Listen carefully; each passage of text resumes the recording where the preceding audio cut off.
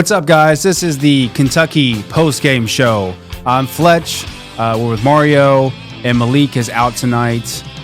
Just couldn't make it. So, Yep. Like and subscribe, ladies and gents. Like and subscribe, please. We're trying to get to. Let's try to get the video up to like 50 likes. 50 likes. 50 likes. I like. Okay. 50 likes. 50 likes. Mm-hmm, I think we can do it. I think we can do it. Get a little bit of comment on there too. That'd be great. Yeah, some comments, man. We need that. We definitely need some comments. Definitely need that. So Super Bowl's coming up. Yes, it is. Who you got, man? Who you got? Super Bowl. It's gonna be a good one. It's gonna be a good one. I don't want either team to be in there. I wanted Baltimore in there, but can't have it. I really don't want either team to win, so I'm not. You're not participating. I'm not participating. who you I don't know. I think I'm always down for greatness. So I want to see young fella Mahomes get another ring in there. That'd be cool. I like Mahomes. Rack him up while you still can. I do like Mahomes. And then it's been NBA All-Star Weekend. Oh, that's coming up. That's coming up. I'm excited for that, man. You? Yeah. I think. Are you going to it? It's in Indianapolis. I'm not going to it. I'm not going to it. No, I'm not going to it. No, but I will tell you, though, the Cats lost 91-94 to the Gators in OT, man. Dude, what is going on? Why do we keep losing? It's frustrating. It's so frustrating. We have such a good team. You sound like the fan, after they watch the game and they're like, what's going on? Bro, I get it, football back in the day, but this is not. This is just felt like a different team all year, and now it's like, what are we doing? What are we doing? And everybody's like, well, we'll wait till March, but it's tough. It's not. It's looking tough right now, man. But yeah, it's tough. What's the blame? What's the blame for Kentucky? The upsetting loss to Florida.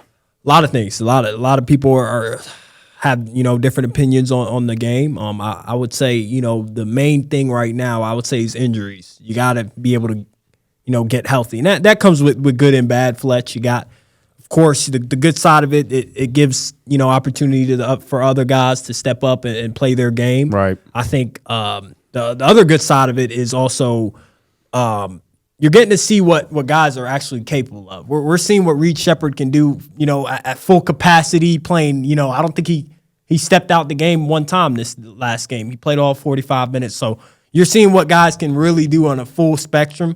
That's the good thing about it. But then the bad thing is, your team is not as deep. You don't have guys to step up, to rely on. Guys have to play an et cetera amount of minutes. That's a lot of wear and tear on the body for one game. You saw, once we got in overtime, it was over. Right. That has a lot to do with, just the legs. We saw Rob Dillingham cramp up. So you can see it's a lot of wear and tear on the body. But yeah, I don't know if I had to blame one thing. I'll probably say the injuries have a lot to do with it. But Kentucky's got to be able to be better in ending out late game situations. They're very choppy. I say that confidently because every overtime we get, we just fall apart. Yeah. In that last minute, we're up 4 points. We still don't find a way to close out the game. Rob Dillingham misses the free throws, and then you gotta also look at coaching a little bit. I'm gonna be honest with you. Some of the things that I was a little bit confused. You got your best free throw shooter taking it out, or one of your best free throw shooters. I think Antonio Reeves is the best free throw shooter right now, and then Reed Sheppard's right behind him. Yep. But he's taking it out at that last 2 minutes, and obviously we got it into Rob Dillingham, and he missed one, made one. Those matter, and those matter now. But it may not seem big now, but in March, it's gonna be something, because that's all what March is about. It's about those late game situations, and I think Kentucky's just got to be better in that late game situation. They played a great basketball game for the entire part of the game. Just that last part, they got to be able to close out teams. I agree with that. I think defense. Obviously, we saw them struggling again. It's a weakness, man. It's a weakness. The offense, it's been fun to watch. The defense definitely needs to pick it up. Yep. I will say, with the bigs coming in, I think we're still adjusting to that. Yep. I think we're still adjusting to that, because at the beginning of the year, we were like, where are they at? Is this going to affect anything? And we saw where we had to play like a full court game. Yeah. Now we got to get used to playing like a half court playing half court basketball. Yeah. And I think we're still getting used to that. The bigs definitely help, man. Having those guys out, but that goes back to what I was saying with with the injuries. The injuries were not as deep as we are, and that brings on fatigue to a lot of these players, a lot of these guards. Reed Sheppard didn't, like I say, he didn't come out the game, and he's got to be able to handle the ball, set up the offense, initiate offense, and then defend one of the best guards in the SEC on the other side. Yep. It's a lot. It's a lot, especially playing that whole game. It's no joke. Yeah, I mean, Florida's legit, too. Yeah, they are. Legit. I knew they were going to come in. I knew we had a target. We get everybody's best. We always do. We had already beat them, and I knew that game where we beat them meant a lot to them down there in Gainesville. So we knew coming back with some vengeance. They were coming back with some vengeance. Kentucky that loss, they suffered. Yeah. But Ugonna, first start was historic. He had 13 points, 16 rebounds, and 8 blocks. Should the Cats start using Ugonna going forward? Definitely. I mean, the guy came in there, logged 13 points, 16 rebounds, 8 blocks. My goodness. He's the first UK player in program history to have a stat line like that. So shout out to Ugonna. You can't complain. He's producing out there. He's a great paint protector. I feel like, he's improving around the basket, finishing around the basket. It's not all the way up there, but he's improving. But you can't deny he's doing the things that we need him to do, and that's defense and rebounding. Yep. I think our defense has been kind of an issue, but it's improving, and Ugonna is part of the reason why it's improving. You gotta go with him for now. He's doing it, but I still want Cal to use.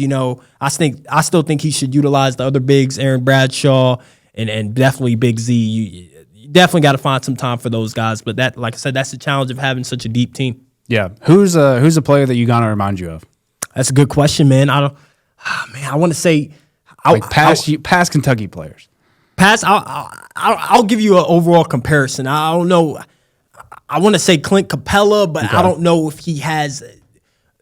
Thing about Clint Capella, he has great hands, and I don't know if Ugonna has that type of hands like Clint Capella. But I think he has some potential, man. He can definitely play some defense. Yeah, no, I agree with that. I think they should keep him out there for sure. Like we talked about already, some of the guys aren't healthy. Aduna Thiero, sure. He's not 100% healthy. He is. He's not. No, he isn't. And we've seen him at 100%. We're happy to have him out there, but I feel like he's still trying to get back into his normal self. So. Yeah, so definitely need him out there. So Florida's Walter Clayton Jr. hit a career high, 7 threes. No adjustments were made. How can Kentucky fix its defensive issues? It's discipline. It's discipline, man. That's the thing about it. It's closing out and staying on your feet and not jumping. I think it's a lot of the little things, man. Staying in front of your defender as much as you can, and that goes back to us just being healthy. DJ Wagner missed this game. I think he's one of our better on-ball defenders, and with him having him out, it hurts us a little bit. Justin Edwards, 100%. Losing him, not known for scoring with Justin Edwards, but he brings some defense to the table. His size, he's 6'8" shooting guard, so he can play a little bit of defense. So it all goes back to we got to get healthy, and then we got to be able to just be disciplined on defense, man.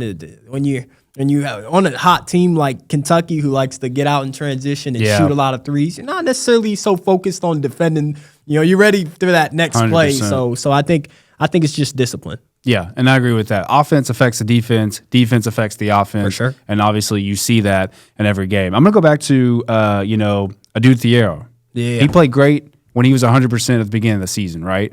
I think he brings an aggressiveness, a grit to the team that we really need on defense, man. Because a lot of people are just like, we always get everybody's best. Everybody always hits the threes against Kentucky is what everybody says. But we really need to step up on being aggressive. And I think that's what defense needs to get. So here's the thing. Thiero, you're right on one point is, yes, we need him out there. Absolutely. And I think, a lot of fans were worried about why wasn't he out there those last few minutes against Florida. Right.